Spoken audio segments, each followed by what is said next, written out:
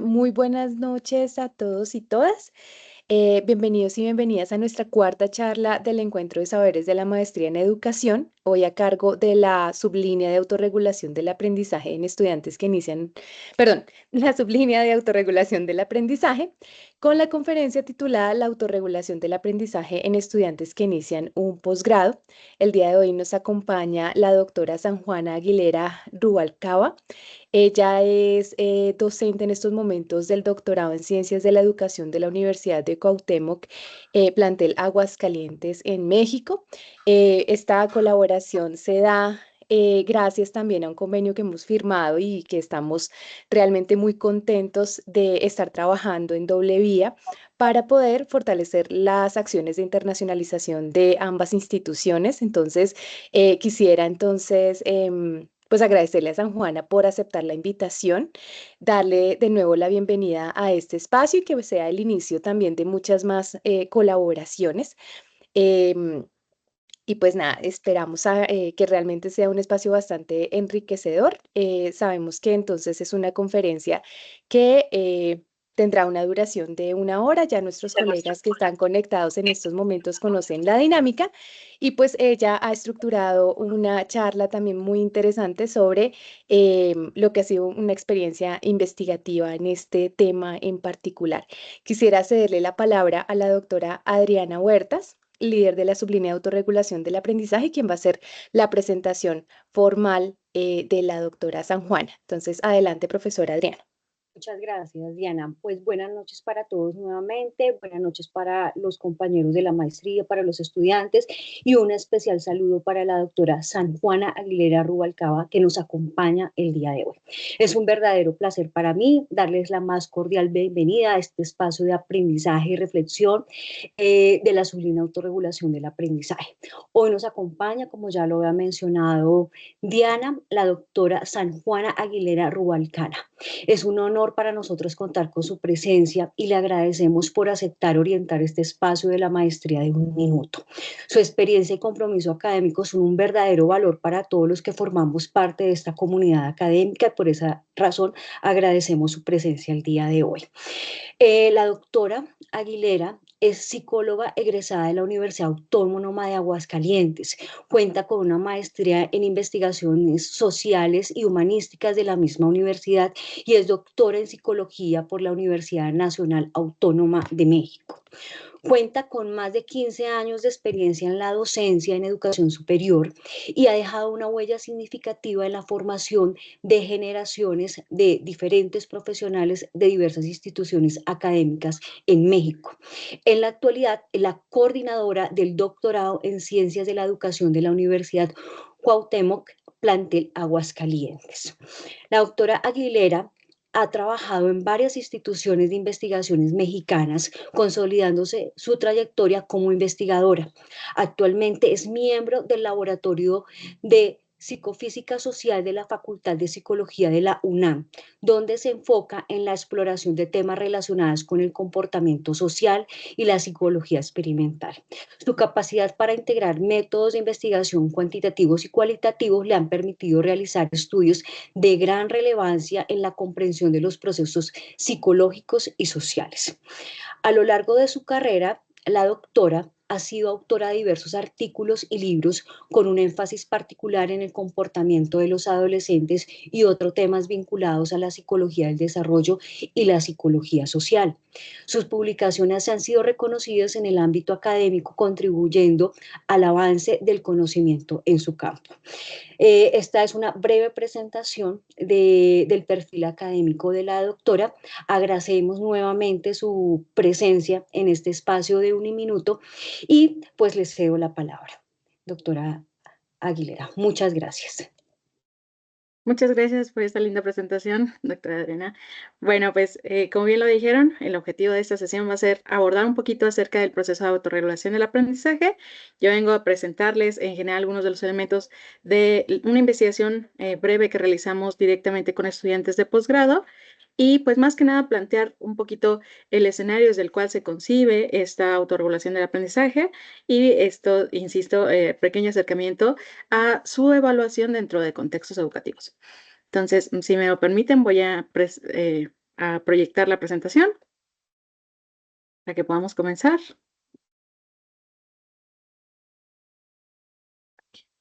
Denme un segundito.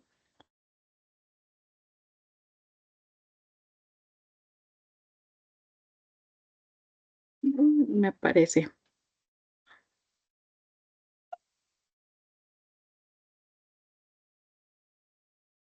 ¿Me confirman si pueden visualizarlo correctamente? Ya la podemos visualizar, doctora.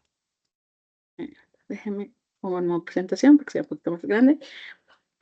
Bueno, la autorregulación del aprendizaje en estudiantes que inician posgrado, como ya lo dijeron, mi nombre es San Juan Aguilera Rubalcaba. Un poquito acerca de estos elementos de la autorregulación. Nosotros siempre que tenemos un concepto puede definirse en dos vías, ¿no? Una definición mucho más conceptual, mucho más abstracta, la que está apegada de manera mucho más directa a la parte teórica, y en ese sentido la autorregulación podría definirse como aquel proceso de aprendizaje que remite a un proceso individual de índole activa, de construcción particularmente del aprendizaje, a través del cual los aprendices alcanzan los logros implementando monitoreo, regulación y control sobre sus procesos cognitivos y metacognitivos, así como sus conductas de aprendizaje. Si se fijan, entonces hay elementos muy claros aquí establecidos. La primera es que este fenómeno se concibe principalmente a través de todas aquellas teorías que asumen que el sujeto es activo en la adquisición de aprendizaje.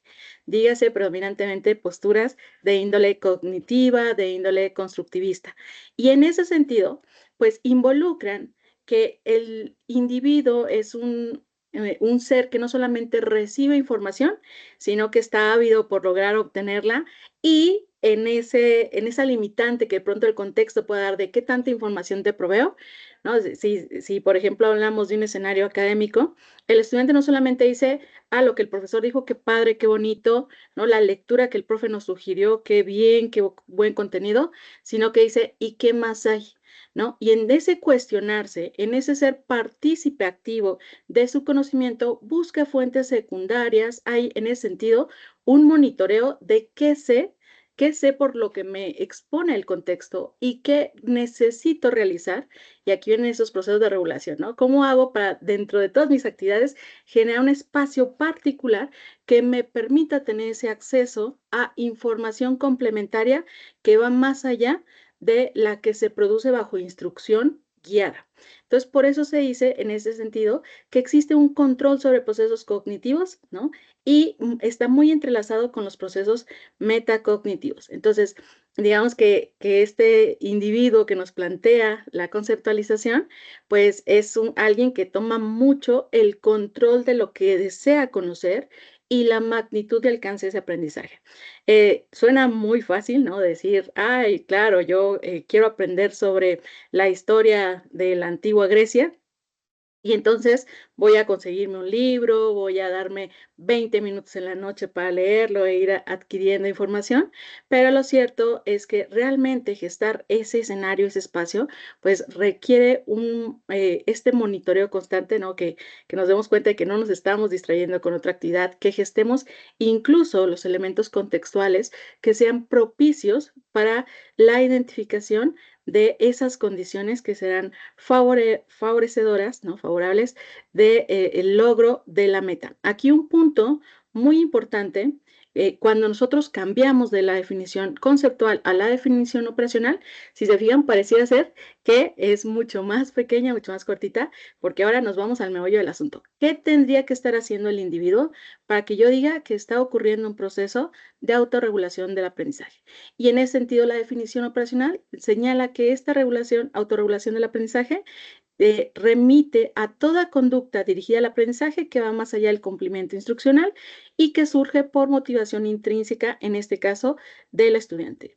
Aquí muchos de los autores que evalúan el concepto y sobre todo que tratan de entender cómo se lleva a cabo ya en un ambiente escolar determinado, dicen, ¿cuál es la diferencia entre que el alumno revise, por ejemplo, sobre Piaget, porque la clase está viendo el contenido de Piaget y entonces yo le pido investiga del autor?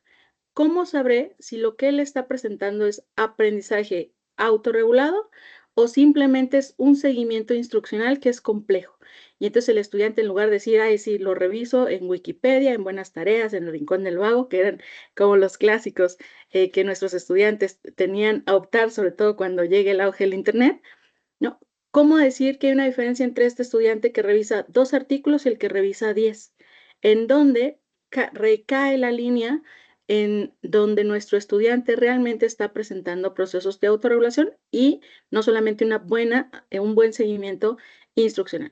Pues aquí esta definición trata de decir que va más allá del seguimiento instruccional, entonces no solamente encuentra un buen artículo de Piaget, ¿no? Estaría buscando alguien que lo critique, estará buscando alguien que complemente, estará buscando neopiagetanos que en ese sentido le permitan obtener información que responda correctamente a la tarea, pero que al mismo tiempo le proporcione información adicional que genere dudas, ¿no? Un estudiante que es muy autorregulado, una de las principales cosas que busca es esta identificación de los puntos, de los huecos, de aquellos elementos que le permiten pensar en nuevas adquisiciones de aprendizaje que complementen su formación. Se dice que esta motivación es predominantemente intrínseca porque si yo me salgo de la instrucción, pues recordemos que la instrucción es una imposición externa, ¿no? Tenemos una motivación extrínseca centrada en cumplir la tarea, en entregar un trabajo, en obtener una calificación, pero aquí cuando yo ya termino la tarea y aún así digo, quiero terminar de leer el libro, quiero leer otro capítulo de Piaget, y que entonces ya no solamente, insisto, estoy cumpliendo la instrucción, sino que ya por motivación completamente desde lo individual, me voy acercando hacia el fenómeno.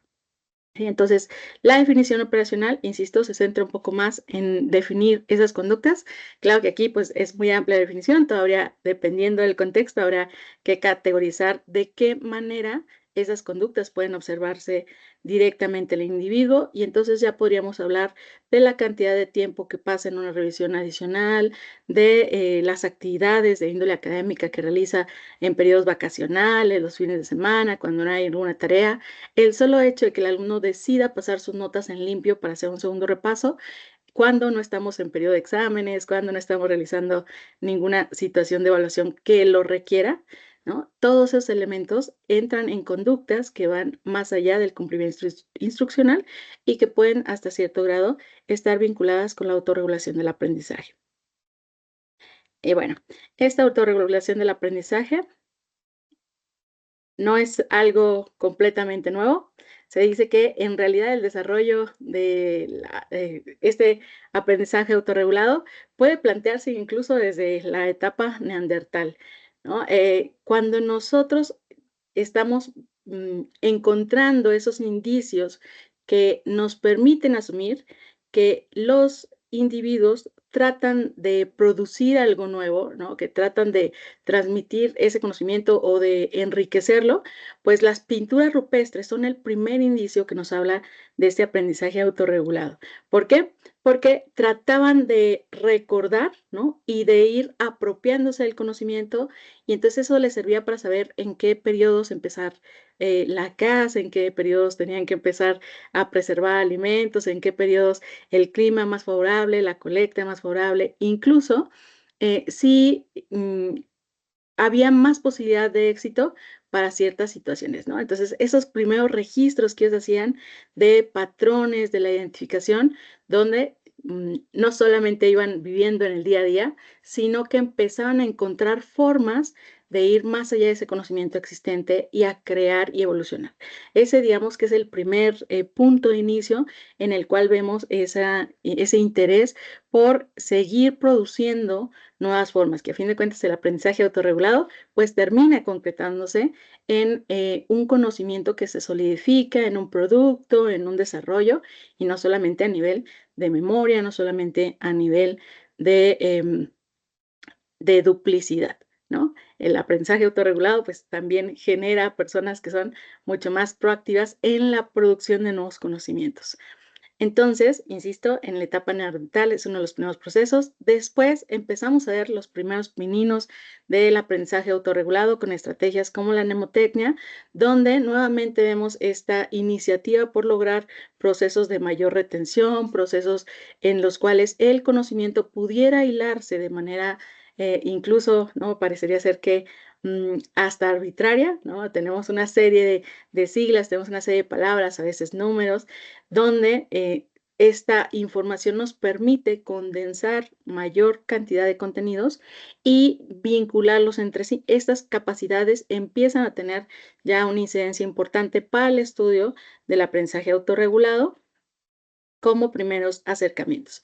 Una vez que se dan cuenta de todos estos procesos, muchas de las teorías constructivistas empiezan a generar entonces esta idea de que el sujeto es mucho más activo en la adquisición del aprendizaje de lo que antes pensábamos, y entonces pasamos de solamente analizar estas estrategias de retención, ahora sí la gestión de los espacios de aprendizaje a través de plataformas, cursos online, en donde el sujeto ya no requiere necesariamente un tutor, ya empiezan a verse esos procesos en los cuales gran parte del contenido simplemente tiene algún indicador, algún evaluador de que estemos propiciando el acercamiento a los contenidos, de que el curso por sí mismo se vuelva en gran medida autogestivo y entonces sea el propio individuo el que, estableciendo una meta particular, vaya llegando a ese nivel de conocimiento, a ese punto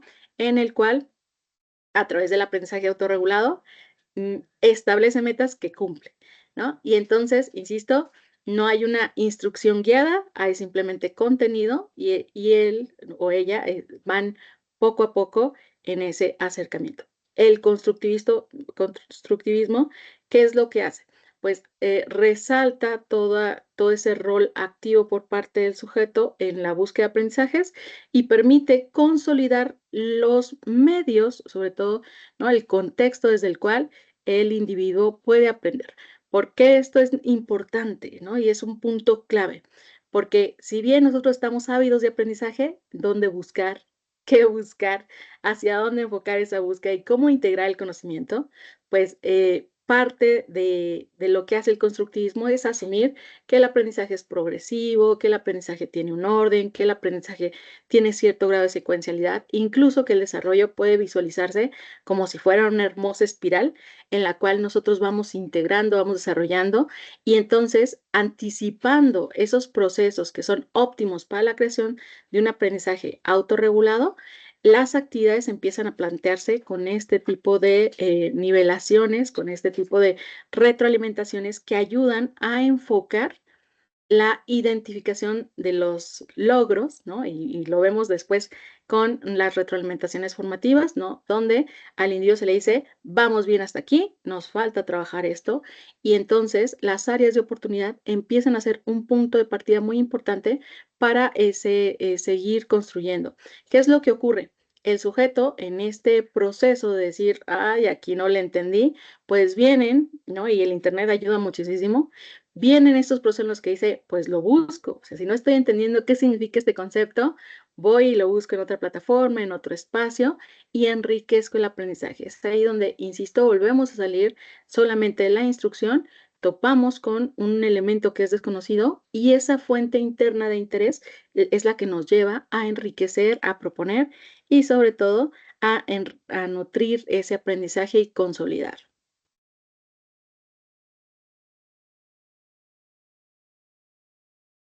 Bueno, ¿y cómo es que se hace este análisis en general? Uno de los autores más importantes de la autorregulación o del estudio de la autorregulación del aprendizaje es Zimmerman. En un libro que sacó recientemente el año pasado, hablaba de que hay una serie de análisis conceptual de las dimensiones del aprendizaje autorregulado. Decía que nosotros podríamos dividir 4 procesos importantes, que es el por qué, el cómo, el qué y en dónde, y las dimensiones, condiciones de la tarea, atributos autorreguladores y proceso de autorregulación. Todos estos elementos, cuando nosotros estamos hablando de aprendizaje autorregulado, pues permiten identificar entonces en dónde recae el punto de lo que podemos evaluar.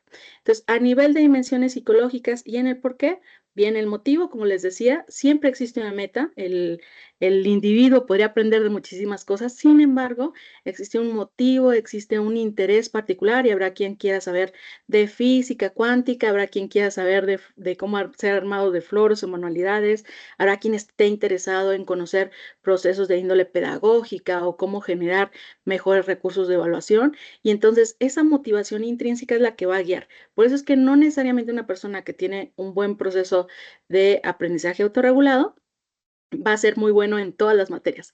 Sigue habiendo elementos intrínsecos que guían nuestro interés, que guían nuestra atención hacia ciertos conocimientos y a otros los ignoramos. Entonces, por eso es que no necesariamente alguien que es muy bueno en matemáticas va a ser muy bueno en todas las áreas y viceversa. Entonces, ¿cómo producir esos procesos? ¿No? El por qué es un punto clave cuando nosotros estamos hablando del estudio del aprendizaje autorregulado. Luego vienen dentro de los elementos de la dimensión psicológica el método, es decir, ¿qué hace el estudiante para lograr cubrir esa necesidad, digámoslo de alguna manera, intrínseca de conocer sobre la temática? Y puede ser una aproximación que sea mucho más directa, por ejemplo, ir y preguntarle al profesor qué debería leer o a quién le recomienda para conocer más sobre, por ejemplo, aprendizaje basado en problemas.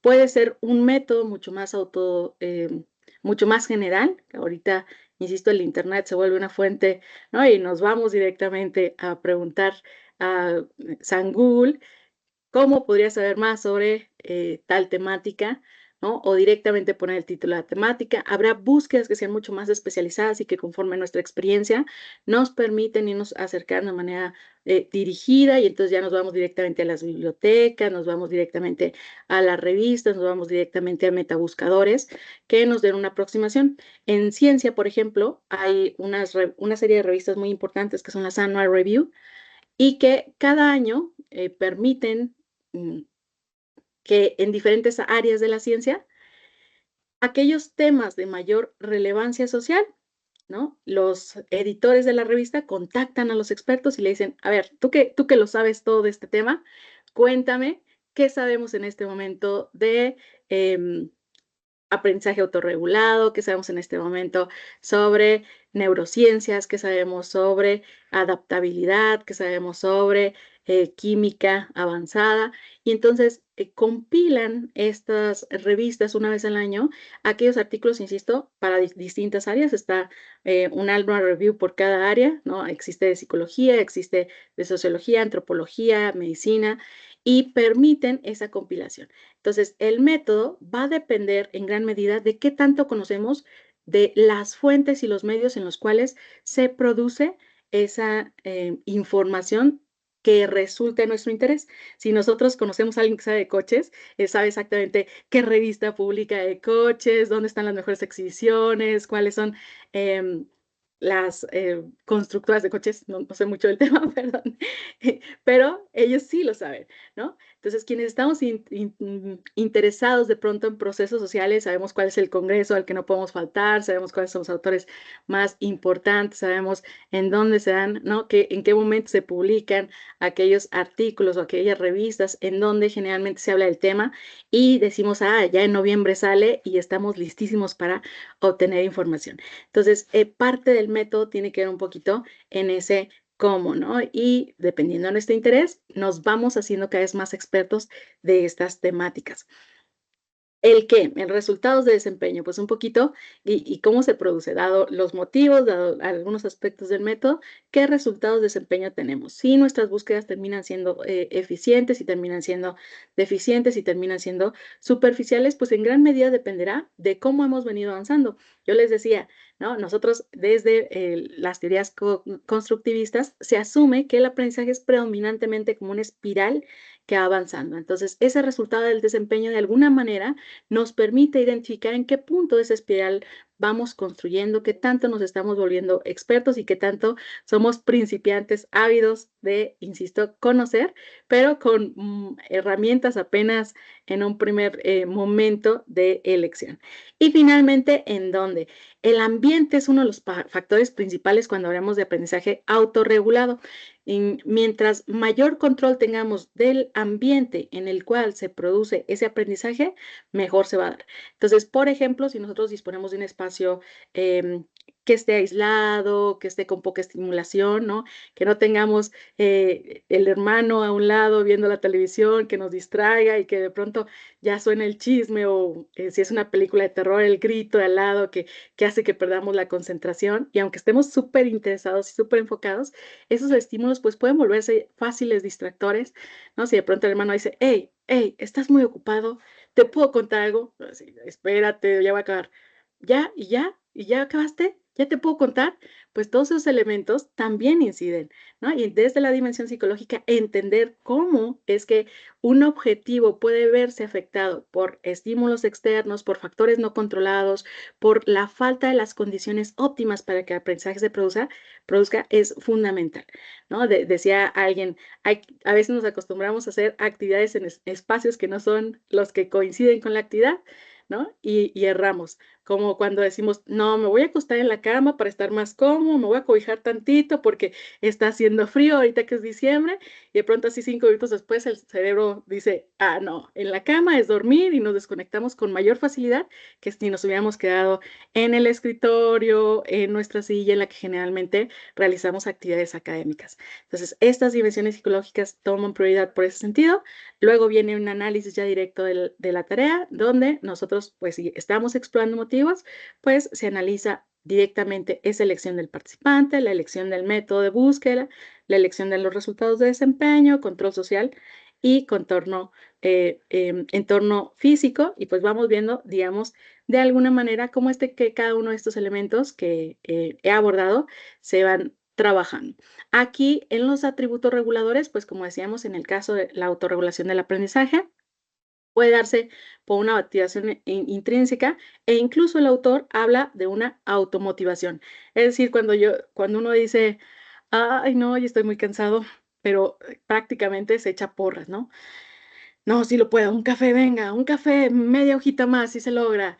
No, y luego ya está uno todo cansado y no, además, no, me voy a ir a lavar la cara. Voy a lavarme la cara y regreso, un duchazo y le seguimos. Voy a hacerme una pausa de 5 minutos y de verdad ponemos alarma, ¿no? Y existen esos controles que nosotros mismos nos ponemos que nos obligan, que nos estimulan para que la atención no se pierda, para que podamos seguir en ese proceso donde monitoreamos, insisto, qué condiciones nos están afectando, qué necesitamos hacer para modificar un poco esas condiciones y poder retomar. A veces, ¿no? La estrategia más inteligente es hacer una pausa de 5 minutos, despejarse y luego volver mucho más armado, mucho más tranquilo, que llevar de corrido un proceso complejo de aprendizaje. Las partes pedagógicas pues ya nos han indicado que más o menos la regla es 45 por 15, ¿no? 45 minutos intensos, 15 minutos de relax, ya sea para ir por un café, agua, al sanitario, simplemente levantarse y estirar los pies, ¿no? Mover tantito el cuello, y eso reactiva algunos procesos neuronales importantes y se retoma. Quienes son autorregulados, ¿no? Para la adquisición de aprendizaje, van notando incluso esas claves. ¿Qué me está funcionando para hacer que un trabajo de 3 horas sea mucho más efectivo? Y a veces son esos pequeños elementos, ¿no? Entonces nos volvemos planificados y automatizados en el cómo, tomamos esa conciencia de los resultados, es decir, ¿qué me está funcionando? Si le pregunté al profe Toño, oiga, profe, ¿qué necesito leer para poder identificar de mejor manera cómo trabajar a una estrategia gamificada? Y el profe Toño me dice, ay, no, pues lea fulanito y menganito. Y los leo y están complejísimos, no les estoy entendiendo nada, suena genial lo que dicen, ¿no? La redacción sujeto, verbo, predicado perfecta, pero a la hora de tratar de entender esas ideas abstractas en una actividad, pues me doy cuenta de que el resultado no fue bueno, mi comprensión no alcanza a ser suficiente. Entonces, en lugar de preguntarle al profe A, voy y le pregunto al profe B, voy y hago una búsqueda en línea, voy y veo un video de un experto que sabe el tema, y entonces me voy apropiando cada vez de mayor conciencia de ese resultado. No solamente digo, ay, sí leí, no. Y eso que leí, ¿qué tanto entendí? ¿Realmente cómo puedo aplicarlo? ¿Qué me va a servir en un ambiente particular? Ya sea para hacer una conversación y decir, sí, yo ya sé también de buceo, nunca he buceado en mi vida, pero sé de buceo, o para decir, pues he escuchado la palabra, pero todavía sigo sin saber de qué va. Entonces, esa conciencia de los resultados también son importantes atributos autorreguladores. Y el dónde, pues ser socialmente sensible y con recursos. Es decir, somos muy propensos, o se es muy propenso en este sentido, a esta capacidad de intercambio de información, ¿no? Somos cada vez, ahorita la tecnología, y es uno de los puntos que el autor señala, empiezan a volvernos un poquito más ensimismados, un poquito más aislados, pero aún así existe como esta necesidad, sobre todo en quienes son muy autorregulados del aprendizaje, en exponer dudas, en exponer comentarios, en decir, profe, pero yo leí esto y eso siento que se contradice, profe, y si pasa esto, ¿no? O aprovechar los espacios de foros para compartir, para debatir, ¿no? Si ven que algún compañero pone algún comentario con el que no están muy de acuerdo, tienden a ser mucho más animados, ¿no? Socialmente sensibles, insisto, y con recursos, generalmente no solamente para exponer un punto, sino una buena argumentación que trate de plantear el porqué de ese punto. Entonces, sí, insisto, hay un paso un poco más complejo y finalmente en los procesos autorreguladores, en el caso de las metas, pues como les decía, existen muchos elementos de las metas personales, de la sensación de autoeficacia, de los propios valores y las atribuciones. Una de las cosas que cuando nosotros evaluamos un poquito la percepción del individuo de autoeficacia versus resultados, generalmente nos hemos topado con algo muy interesante, que los chicos que son mejores en un área son los que se evalúan peor, ¿no? Entonces, el chico el que va pasando la materia, sobre todo cuando hablamos de secundaria, de preparatoria, ¿no? El que va pasando la materia dice, todo bien, no hemos reprobado nada, estamos alcanzando la meta, vamos bien. Y el chico al que le encanta la matemática, la biología o demás, le preguntamos cómo vas. No, súper mal, Miss. No, no le atiné a 2. Nunca me había pasado que sacaba abajo de 9. Nunca me había pasado que no aprobaba con 10. Estoy estresado y demás. ¿Por qué? Porque la percepción de autoeficacia a veces en esas metas tan exigentes que se colocan, ¿no? No logran cumplirse y entonces vienen evaluaciones muy malas de la percepción del desempeño que contrarresta contra un desempeño bastante exitoso, ¿no? Desempeños donde el alumno ya 9.8, 9.9, insisto, dado que la meta es muy alta, ¿no? Prácticamente a veces se vuelven metas inalcanzables, pero de alguna manera eso los motiva a seguir con ese interés por seguir aprendiendo, por seguir revisando, por seguir encontrando estrategias que produzcan mejores resultados. Y entonces, insisto, en el cómo, en estos procesos autorreguladores, el uso de las estrategias viene a ligarse con algunos procesos emocionales, que es muy interesante porque, pues recordemos que a veces algunos elementos de índole biológica también inciden en el aprendizaje, ¿no? Y entonces, quien es autorregulado dice, a ver, ya me estoy estresando, ya no estoy entendiendo, no, necesito calmarme. Entonces, esta parte también es un punto que generalmente necesitamos atender, que no solamente sea limitarnos a si el sujeto está aprendiendo, si la persona está integrando correctamente la información, si puede utilizarla, sino también los efectos emocionales que pueden generar el que logre o no la meta y sobre todo en cómo estos estresores pueden alterar completamente el uso de la información, ¿no? El uso de esos aprendizajes. Nos hemos topado con casos, y yo creo que a todos ha ocurrido, incluso hasta a nivel personal, que si la evaluación es muy, muy, muy relevante, dígase un examen de grado, dígase la presentación final de una tesina, de un proyecto, el día de la evaluación simplemente con algún docente que para nosotros sea muy importante, pues nos pone estresados. Y cuando estamos estresados, se nos olvidan las respuestas correctas, nos ponemos de pronto mucho más ansiosos, ya nos sudan las manos, ya tartamudeamos, y hay una serie de indicadores muy importantes. Entonces, en estos procesos autorreguladores, el cómo se enfoca sobre todo en qué hace el individuo para en estas condiciones que generalmente son de mayor nivel de estrés, cómo regula, cómo evita que eso bloquee el aprendizaje. Y en el que, pues, encontramos algunos elementos de autocontrol, autocrítica, control de acción y volición. Entonces, aquí, pues, principalmente, dentro de esos procesos, tiene que ver, insisto, con empezar a volvernos cada vez más objetivos, cada vez mucho más autocontrolados de las respuestas emocionales, de el manejo de la información y demás. Y finalmente, pues, dentro de estos procesos también la estructuración ambiental y la búsqueda de ayuda. Algo muy interesante es que nosotros vamos aprendiendo quién nos puede ayudar mejor, ¿no? Y lo vemos muy, muy claro. Y conforme el sujeto se va especializando, cada vez esa búsqueda de ayuda se vuelve más cuidadosa. Hasta podríamos, y cada vez se ve mucho más claro, podríamos decir que la generación de las redes sociales, de los amigos, siguen en el en vivo, no redes sociales virtuales, sino dentro de un aula de clase, dentro de un espacio, incluso cuando se realiza a través de aprendizaje virtual, los individuos se empiezan a juntar o empiezan a interactuar más con aquellos con quienes se encuentran afinidad para metas particulares. Entonces, vemos una bolita a la que está mucho más interesada de pronto en temas sociales, vemos a otra a la que trae un ámbito más filosófico, vemos a estudiantes que están muy interesados en problemáticas de índole social o en nuevos procesos para la creación de diseños, dígase a través de diseños de visuales o de diseños instruccionales, y vemos cómo es que esas pequeñas afinidades van alterando a quién solicitamos ayuda. ¿Por qué? Porque nos permite discriminar.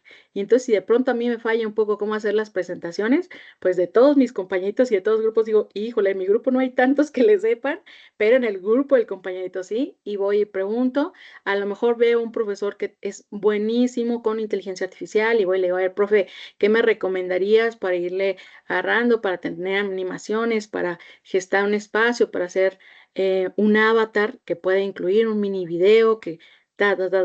Entonces, esa búsqueda de ayuda también se empieza a volver cada vez más especializada dentro de estos procesos autorregulables. Entonces, volvemos al asunto de la conciencia que vamos tomando, de dónde producir las soluciones particulares que nos permitan una mejor adaptación a estos contextos de aprendizaje, un uso más óptimo del tiempo, porque a fin de cuentas nuestro tiempo es limitado y quien es muy autorregulado, pues ya sabe que aunque ser muy autorregulado no significa duplicar el tiempo, siguen siendo 30 minutos, y entonces, ¿cómo le podemos hacer para que esos 30 minutos permitan un mejor resultado? Todas estas condiciones están pensando un poquito en analizar cómo es que va evolucionando, cómo es que va adaptándose, cómo es que va optimizando el uso de estrategias, herramientas, recursos y la generación de los mismos, porque a veces uno puede decir, ay, no, es que en mi casa no hay un espacio para estudiar, pero voy a usar específicamente la hora en la que medio mundo se va a comer, cuando salgan a hacer el súper, y entonces en esos 15 minutitos que hay un poco más de paz en casa,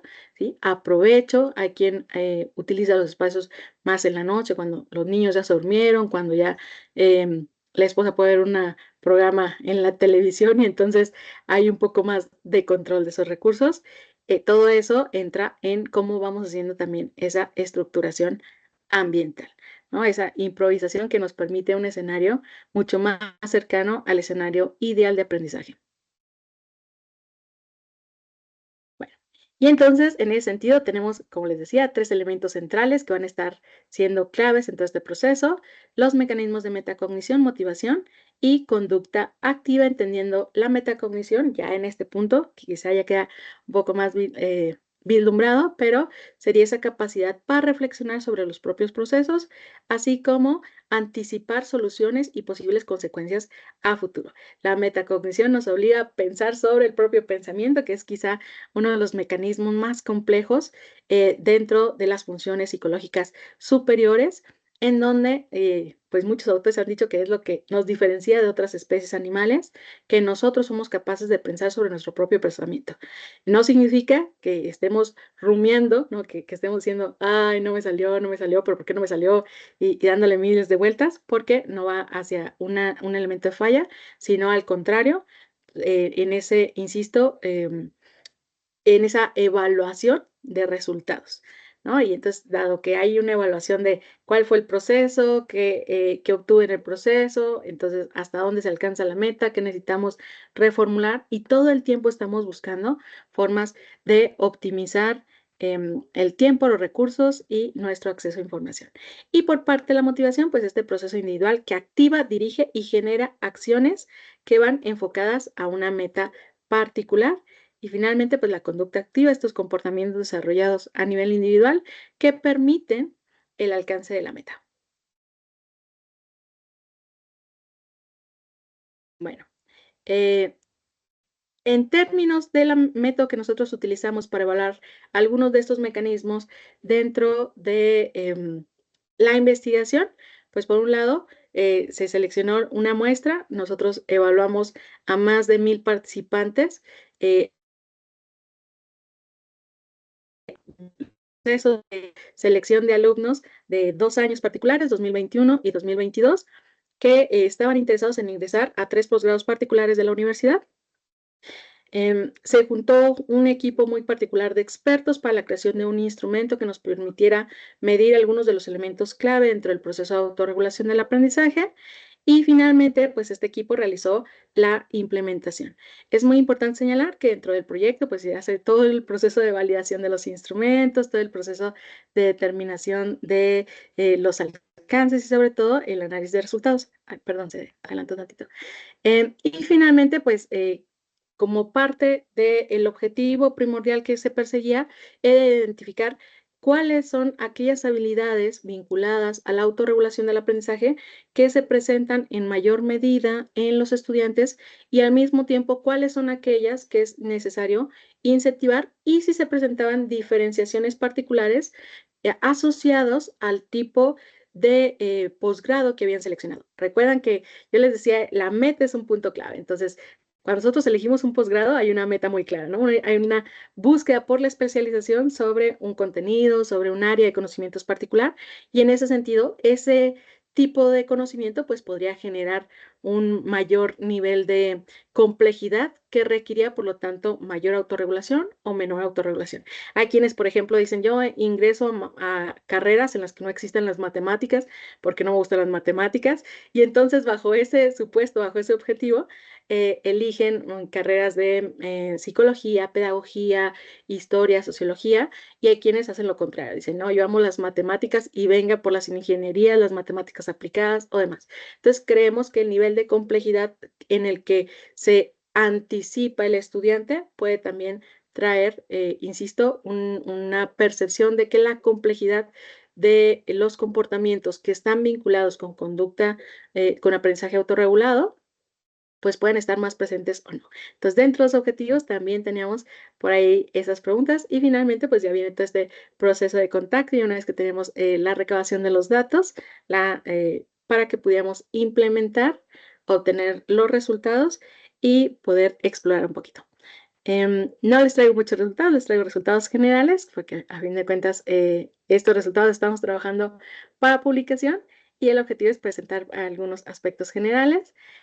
¿Qué es lo que nosotros evaluamos? Evaluamos dentro de los aspectos de la búsqueda de ayuda y del trabajo de contexto, lo que corresponde a la actividad de trabajo en equipo. Recordemos que el aprendizaje autorregulado no necesariamente involucra acciones en aislado, también involucra cómo es que nosotros aportamos en un equipo y que también nos vemos adaptados en ellos.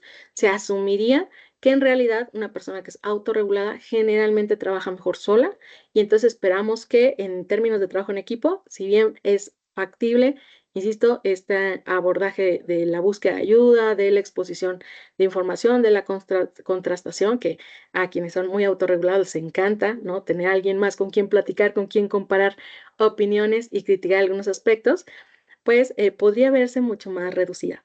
Y también, pues, el trabajo bajo presión. Recuerden que muchos de los aspectos que tienen que ver un poquito con esta autocrítica o autoevaluación de la autorregulación, pues, generalmente van modificando la forma en la cual trabajan bajo presión. Al ser mucho más críticos, generalmente, pues tienden a evaluarse en puntajes mucho más altos a veces en estos puntos y la parte de la regulación emocional, el manejo del estrés y la evitación de la procrastinación. Entonces, aquí algo muy interesante es que si se fijan, la mayoría de nuestros estudiantes o la mayoría de los estudiantes que eligen un posgrado, de acuerdo a este resultado, la evitación de la procrastinación ¿sí? Es decir, que los alumnos son mucho más centrados, están los puntajes más bajos casi en todos los casos, ¿sí? Eso significa que predominantemente se conciben o tienen estrategias que les permiten muy buena autorregulación del aprendizaje. Evitamos procrastinar cuando creamos condiciones óptimas para que nuestros tiempos de estudio sean altamente efectivos y los percibimos así, arreglando, como les decía, los escenarios, buscando contar con los elementos que nos permitan una aproximación mucho más efectiva a los conocimientos, que hilemos de manera mucho más coherente la información y que vayamos en esta progresión de adquisición de aprendizajes, pues logrando la meta. Entonces, sí se logra identificar que quienes entran a un posgrado asumen que tienen muchísimas habilidades para evitar la procrastinación y por lo tanto que se asumen altamente autorregulados. Aquí un punto muy importante para nosotros fue que pese a esas buenas estrategias en la parte de regulación emocional, pues la mayoría de ellos considera que no son, que pueden ser bastante buenos también para regulación emocional, pero insisto, el trabajo bajo presión o el manejo del estrés son de los que menos se les dan. Y aquí, cuando hacemos la diferenciación, un poquito partiendo del posgrado, pues identificamos que la mayoría de los doctorados, los estudiantes que estaban intentando ingresar al doctorado en ciencias biológicas son los que presentan un mejor perfil que aquellos en el doctorado en ciencias de los ámbitos antropológicos o en maestrías de administración. Los que traen la maestría en administración, digamos que traen los puntajes un poquito más bajos en la mayoría de las escalas, aunque en términos, insisto, de autorregulación del aprendizaje, son los que van mucho más eficientes, los que tienen menor problema a la hora de evitar la procrastinación. Y bueno, pues por mi parte, esto sería todo lo que les traigo para presentar, ya que el tiempo se termina y no quisiera dejar sin espacio para preguntas, dudas, comentarios. Entonces, con esto daría por terminada la parte de la presentación y pasamos ahora sí a resolver esas dudas que pueden haber surgido. Muchas gracias.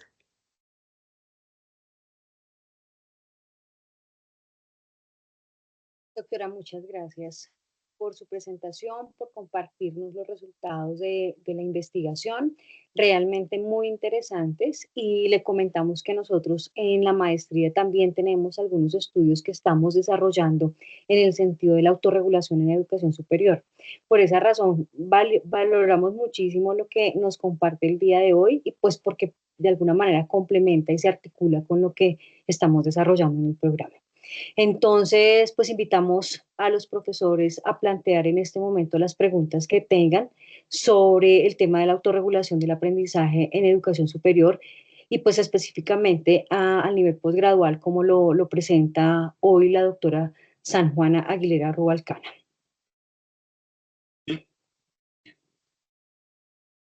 Bueno, para iniciar tal vez la ronda de preguntas y de cuestionamientos, yo tengo una, doctora.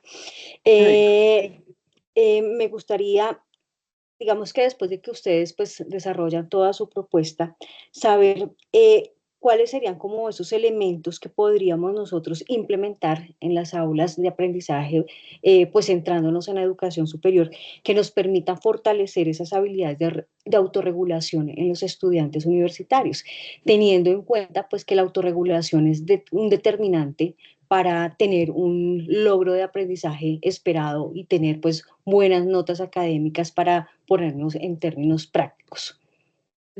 Sí, pues una de las cosas que nosotros más veíamos es que en el caso de los alumnos de posgrado, por el nivel de exigencia, el manejo de la presión es fundamental y muchos llegan a fallar cuando ya les toca exponer un proyecto, hacer una presentación, es decir, cuando ya no es un asunto escrito, sino que tenemos una interacción en la cual nuestra postura tiene que ser defendido ante otros y es uno de los puntos en los que la mayoría fallan, sobre todo cuando se trata de un trabajo que involucra el desarrollo de una tesis y por lo tanto la presentación de seminarios, un examen de sustentación o la defensa de un anteproyecto. Es ahí donde los vemos un poquito más tambalear, ¿no? Y necesitamos reforzar esas habilidades sobre todo. Gracias, doctor. Muy amable. La profesora Diana tiene una pregunta. Hola, Sí, Elena. muchas gracias. No, pues agradecerle a la doctora San Juana por esta presentación tan interesante, porque como lo mencionaba la profe Adriana, nos está haciendo también pensar a nosotros sobre lo que estamos haciendo en nuestro programa, sobre todo porque estamos en este punto de los procesos de acreditación que tienen que ver mucho con la calidad de los programas académicos en Colombia. Entonces, hay muchas preguntas alrededor de esto. Mi pregunta iba por el lado de lo que acaba de mencionar Adriana. Sé que también no solo eres investigadora, sino que estás pensando también en estrategias en el manejo y la gestión de los programas académicos dentro de la rectoría a la que perteneces y bueno, los programas virtuales Ujú. específicamente.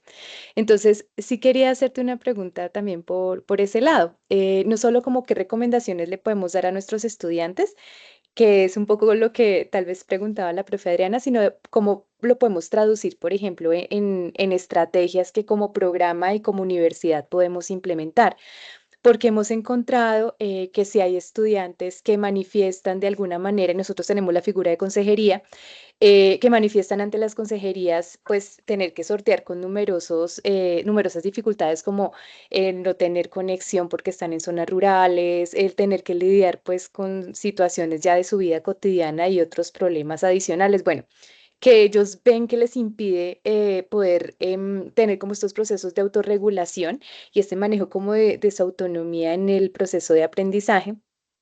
Y nosotros pues hemos tratado desde un minuto de implementar muchas estrategias para poder acompañar a los estudiantes y que no se presenten y no se incrementen los índices de deserción que muchas veces sucede, ¿no?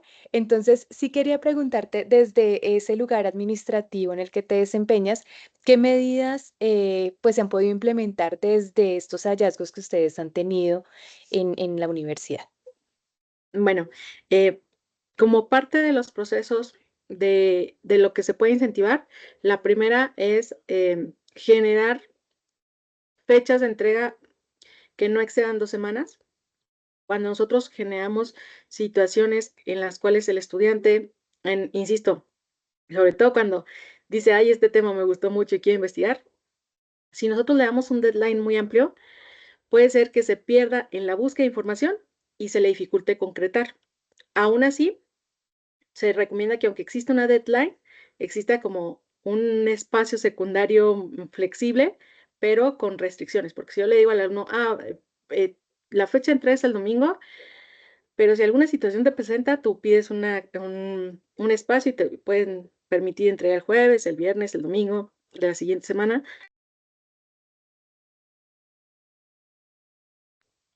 En esos casos puede existir más posibilidad de que el alumno se pierda, de que el alumno de pronto eh, olvide, insisto, a fin de cuentas, al ser una conducta para que se vaya produciendo, debemos asumir que esta conducta progresivamente va a mejorar. Entonces necesitamos crear las condiciones que ayuden a incentivar esa mejora. Entonces, el poner fechas cortas en un primer momento para que entonces el alumno pueda inicialmente pensar en una mejor distribución, que exista flexibilidad, pero que sea una flexibilidad recortada, ¿no? Como de, si algo pasa, tienes el lunes, pero tienes solo 2 entregas y ya, no más para que no diga, pues siempre pido entrega tardía y no hay ningún inconveniente. Esos han sido algunos de los puntos. Y en términos de regulación, también nos ha ayudado mucho, sobre todo para manejo de presión, que el estudiante tenga pequeñas aproximaciones a lo que va a ser ese escenario. Entonces, por ejemplo, si nosotros vemos que para un examen de sustentación se frustra mucho, se estresa mucho, que en las ponencias, pues dejamos mini presentaciones en grupos, se hacen ensayos previos.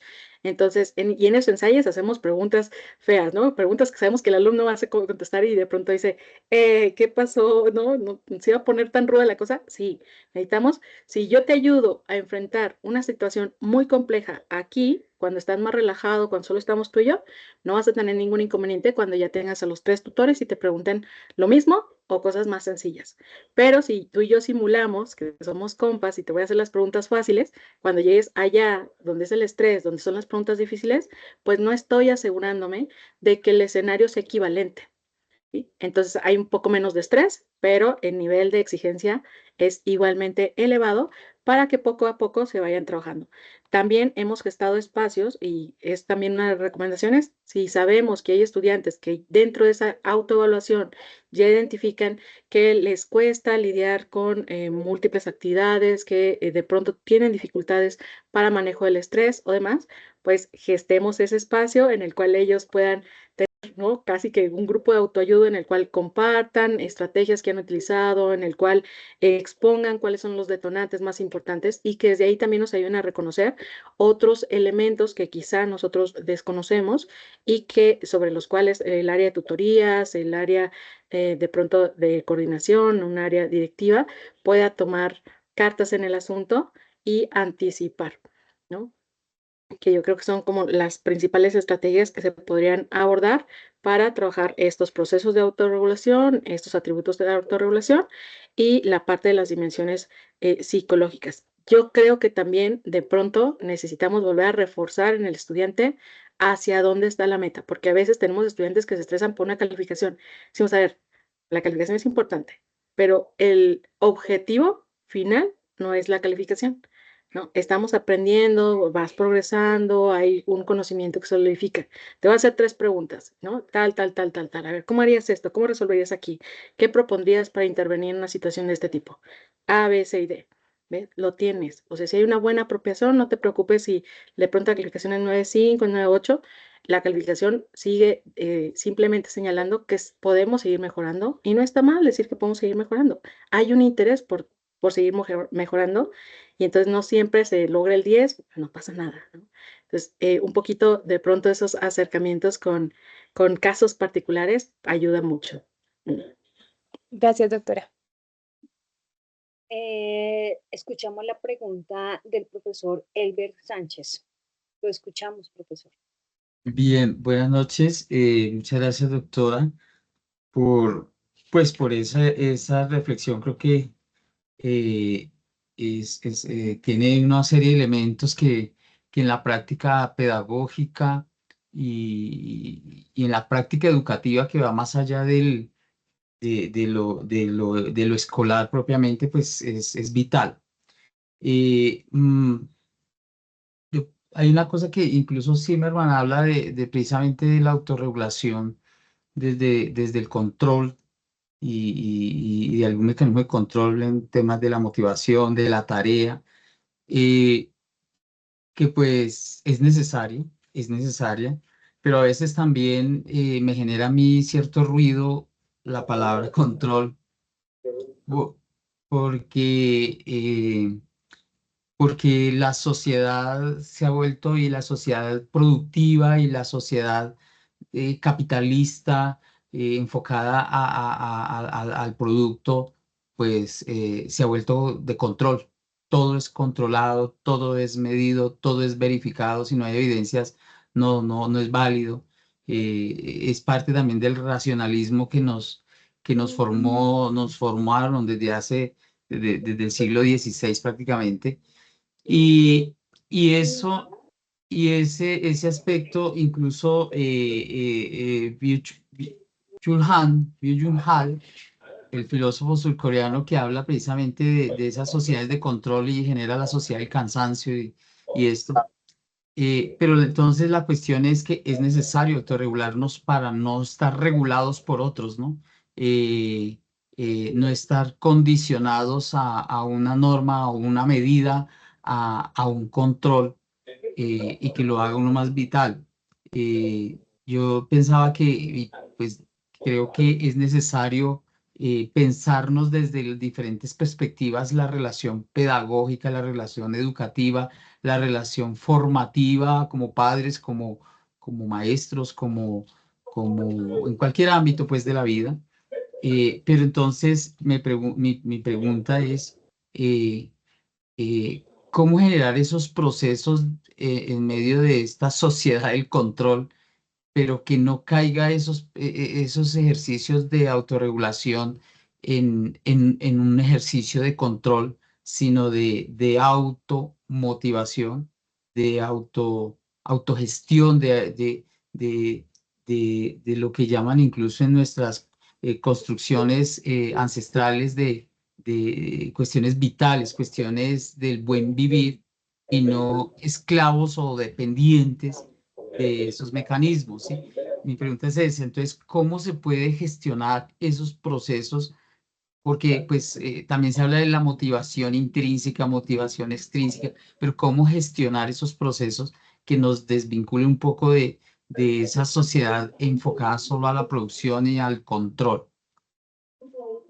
Sí, muchas gracias por la pregunta. Bueno, lo primero yo creo que es tomar esa conciencia de dónde están nuestras metas.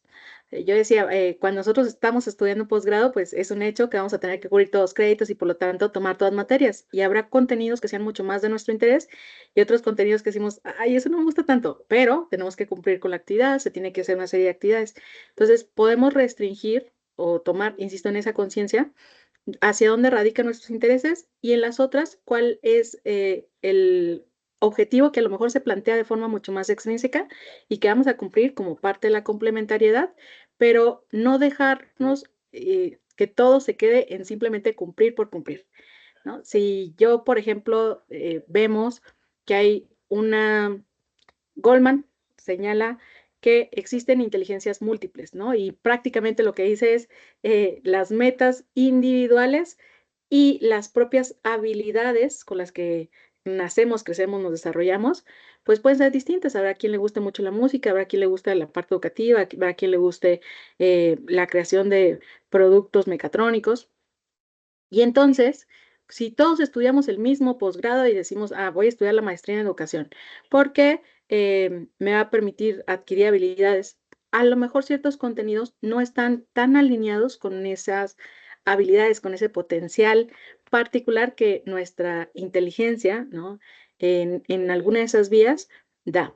Sin embargo, el objetivo final de por qué elijo esta maestría, de por qué elijo esta profesionalización, de por qué realizo esta actividad, no debe perderse en en el mero cumplimiento.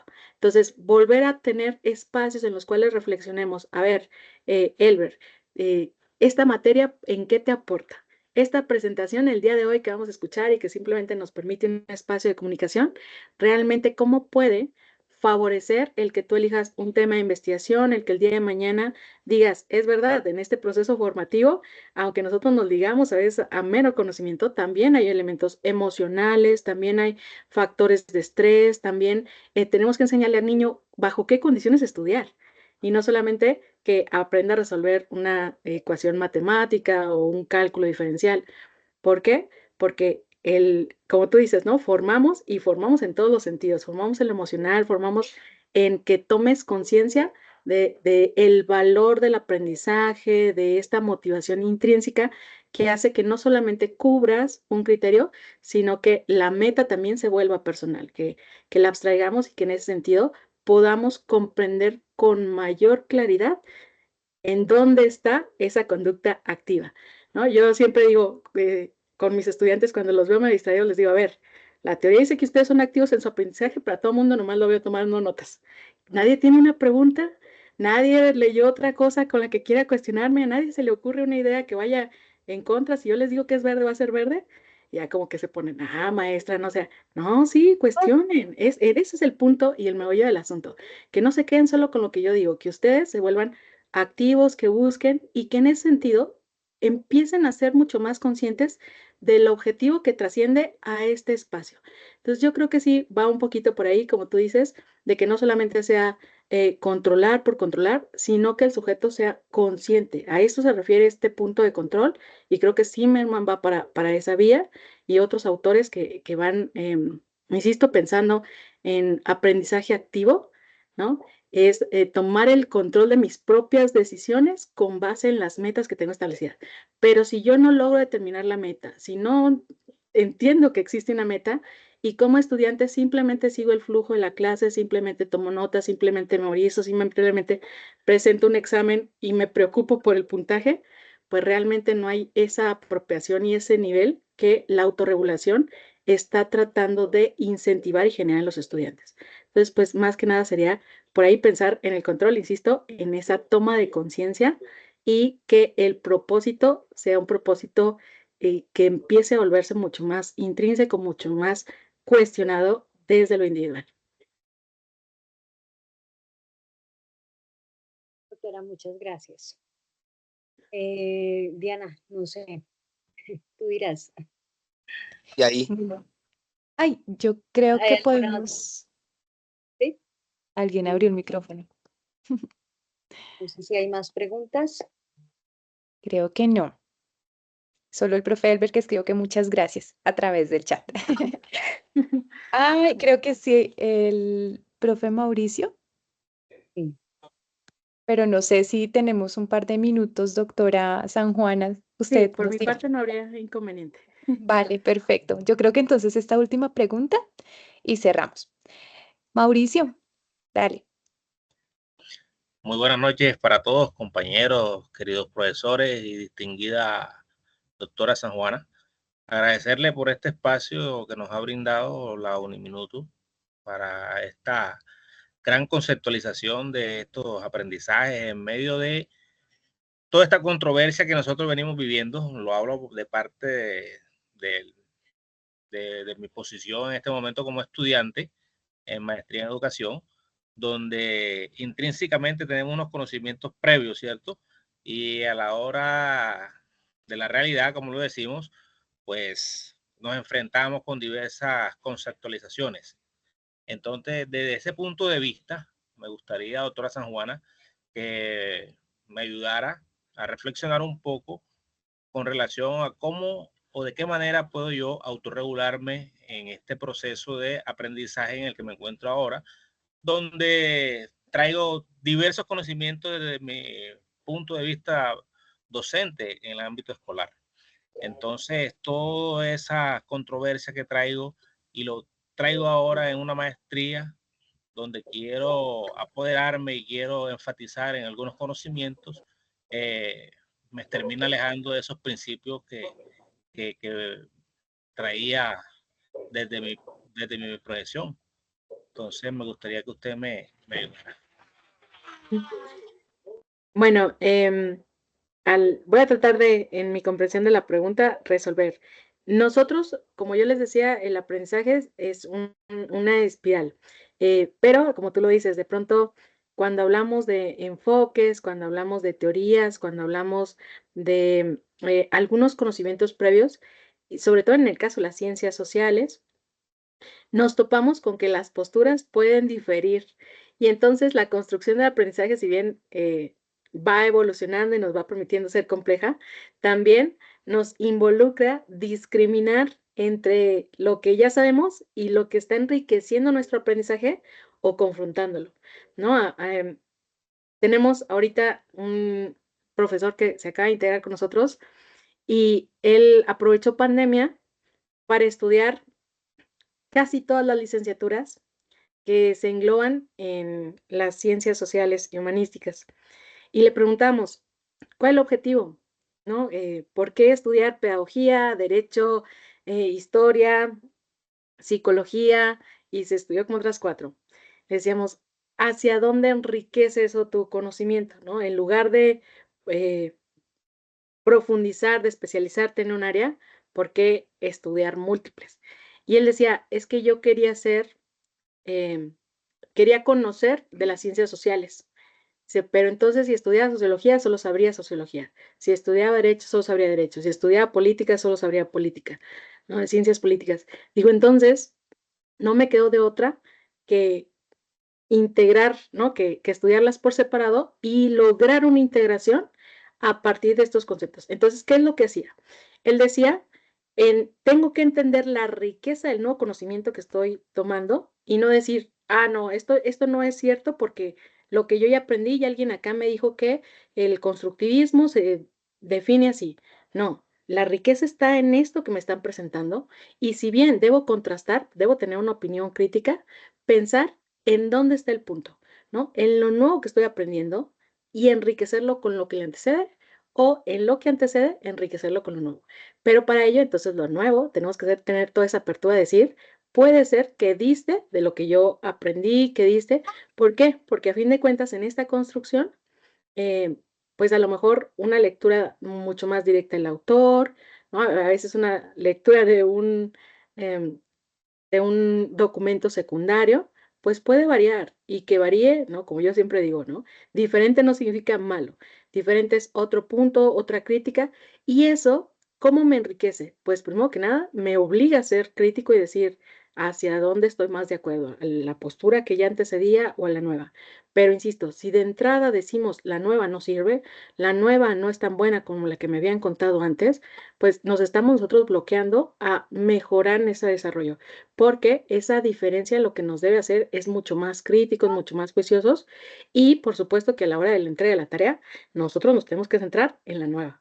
¿Sí? Porque si yo digo, no, decidí que el artículo que presentaron no estaba suficientemente complejo y yo tomé estos otros 4, pues van a decir, lo que presentas difiere completamente. Entonces, esos otros conocimientos te permiten ser más crítico, más juicioso, complementar, pero no sustituir. Y eso es, pues quizá un punto clave para que, al igual que nuestro profesor que estudió todo, pues aquí nosotros nos demos la oportunidad de que ese nuevo conocimiento se integre de la mejor manera para ser juiciosos, reflexivos y críticos con respecto al conocimiento mismo. No sé si por ahí iba tu duda, la pregunta. Sí, doctora, muchas gracias por la ayuda y por la claridad en este caso. Gracias, doctora Diana, gracias, doctora Adriana. Muchas gracias a ti por tu participación y también a todos nuestros asistentes. Bueno, agradecerle a la doctora San Juana, muchísimas gracias por aceptar la invitación en primera instancia y por compartirnos estos hallazgos tan interesantes que, como lo mencionaba hace un momento, nos sirven a nosotros también para pensar nuestros propios procesos. Así que te esperamos también en otros espacios académicos de nuestra maestría. Siempre bienvenida. Y quisiera cederle entonces la palabra a la doctora Adriana Huertas. No sé, doctora San Juana, si también quieres agregar algo antes de que la profesora Adriana cierre el espacio. No, pues nuevamente agradecer el espacio, ¿no? La atención. Yo espero que esta información les sea de mucha ayuda, a veces más que para aprender cosas nuevas, para volver a generar esos juicios, ¿no? Me encantaría que la próxima vez que nos veamos, ustedes digan, todo eso no, y propongo esto otro, y tener un diálogo mucho más contrastante, mucho más crítico, mucho más juicioso, y ver cómo es que esa información, insisto, no solamente se queda a nivel de memoria, sino en un enriquecimiento, y cualquier nueva oportunidad de trabajar en conjunto, pues con mucho gusto es bienvenida también. Vale, muchas gracias, doctora. Adelante, doctora Adriana. Doctora San Juana Aguilera Rubalcaba, muchísimas gracias por su participación, por atender esta invitación. Estamos seguros que este espacio favoreció y favorecerá el aprendizaje de los estudiantes y de los profesores de la sublínea autorregulación del aprendizaje. Inmensamente agradecidos por su disposición y el tiempo que nos dedicó el día de hoy. Muchas gracias, doctora. Entonces ya pues damos pues un agradecimiento, extendemos un agradecimiento a las personas que nos acompañaron el día de hoy, a los estudiantes, a los profesores, y pues cerramos este cuarto encuentro de saberes de la maestría en educación con pues el tema del día de hoy, autorregulación del aprendizaje en estudiantes que inician un posgrado. Entonces, nuevamente a todos, muchas gracias por su tiempo, por su participación, y esperamos vernos en el encuentro de saberes del mes de diciembre. Muchas gracias. Que pasen muy buena noche. Que estén Feliz muy bien. noche, gracias. Que estén bien. Muchas gracias. Muchas gracias a todos. Que estén muy bien. Que descansen.